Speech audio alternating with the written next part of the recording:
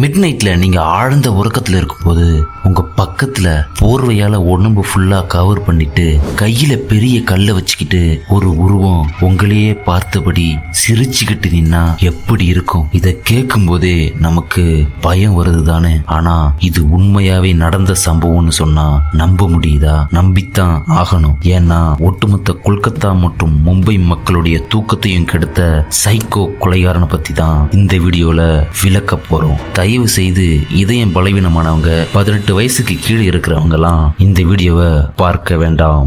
நான் உங்கள் Ajinthan. Welcome to Aziz investigations. வாங்க இன்னைக்கு வீடியோக்குள்ள போலாம்.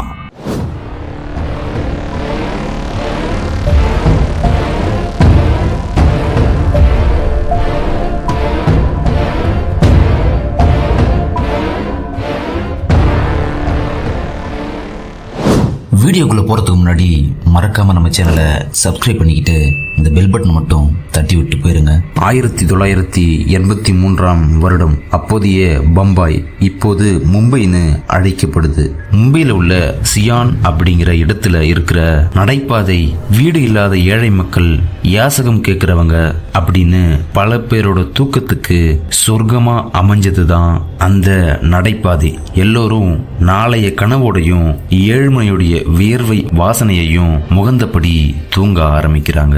அடுத்த நாள் அதிகாலை 5-6 மணி இருக்குங்க. அந்த வழியா வந்த பால்காரர் திடீர்னு அவரோட சைக்கிளை நிறுத்திட்டு ஒரு இடத்தையே உத்து பாக்குறாரு. அப்படி பார்த்து முடிச்ச அடுத்த நொடி மரண பயத்துல வேகமா சைக்கிளை போலீஸ் ஸ்டேஷனுக்குள்ள விடுறாருங்க.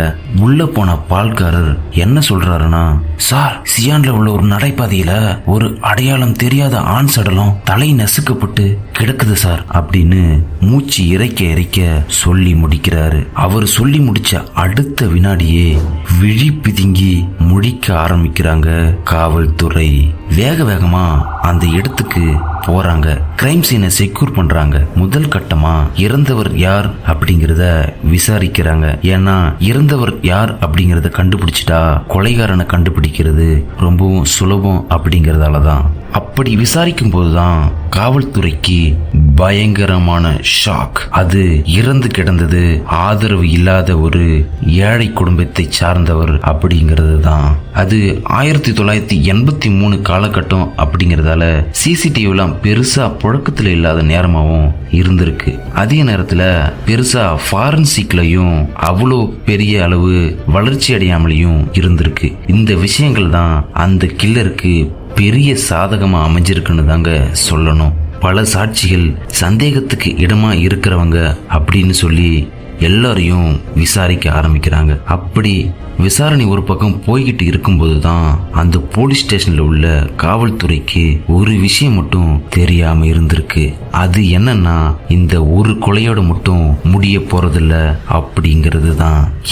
1983 நடந்த முதல் சம்பவம் ஒரு கொலை அப்படிங்கறதால தான் பெருசா பொதுமக்களுக்கு தெரியாம இருந்திருக்கு. ஆனா 1983 முதல் 88 வரை தொடர்ந்து முதல் சம்பவத்தை போலவே கிட்டத்தட்ட 13 கொலைகள் நடந்திருக்குன்னு வெளி உலகத்துக்கு அதிகமா இந்த சம்பவம் தெரிய வந்த உடனே இரவு நேரங்கள்ல மும்பையில் இருந்த பல பேரோட தூக்கமே தொலைந்து போயிருச்சுன்னு தாங்க சொல்லணும். பெரும்பாலும் இந்த கில்லரோட டார்கெட் யாருன்னா ஏழை மக்கள், நடைபாதைகள்ல தனியா தூங்குறவங்க, பிச்சைக்காரர்கள், வீடு இல்லாதவங்க அப்படிங்கிறவங்கள தான் குறிப்பா குறி வச்சு கொன்னு இருக்கான். அதே போல இவன் செஞ்ச எல்லா கொலைகளும் ஒரே பேட்டர்ன்ல தான் இருந்திருக்கு. அது என்னன்னா, ஒரு பெரிய கல்ல அவங்களோட தலையில போட்டு நசுக்கி துடிக்க கொன்னு இருக்கான். மும்பையில உள்ள காவல்துறைக்கு இவன் பண்ணின 6வது கொலையில தான் இது ஒரு சீரியல் கில்லருடைய வேலையா இருக்குமோ அப்படிங்கிற சந்தேகமே வந்திருக்கு அப்படின்னு சொல்லியிருக்காங்க. இறந்தவங்கள எல்லோரும் ஏழை மக்கள் அப்படிங்கறதாலையும் பெரிய அளவுல எந்த ஒரு அரசியல் சப்போர்ட்டும் இல்லாததாலையும் இந்த சம்பவம் அப்படியே சைக்கிள் டயர்ல காத்த புடுங்கி விட்டது போல புஷ்னு போயிடும் அப்படின்னு நினைச்சுக்கிட்டு இருக்கும்போது தான் இதே போல கொலை மும்பையை விட்டு கொல்கத்தாலையும் நடக்க ஆரம்பிக்குதுங்க. எஸ்,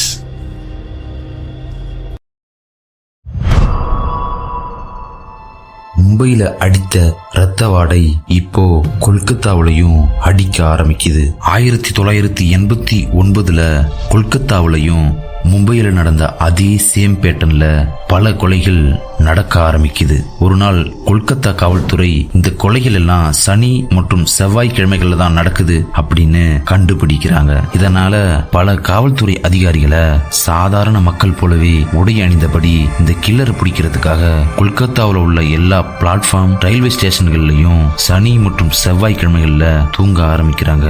ஆனா எந்த ஒரு முயற்சியும் அந்த கில்லரை பிடிக்க பலன் கொடுக்கலன்னு தாங்க சொல்லணும். இதே போல பல முயற்சிகள் எடுத்து அவனை எப்படியாவது பிடிக்கணும்னு நினைச்ச காவல்துறைக்கு பரிசா கிடைச்சது என்னவோ ஏமாற்றம் மட்டும்தாங்க.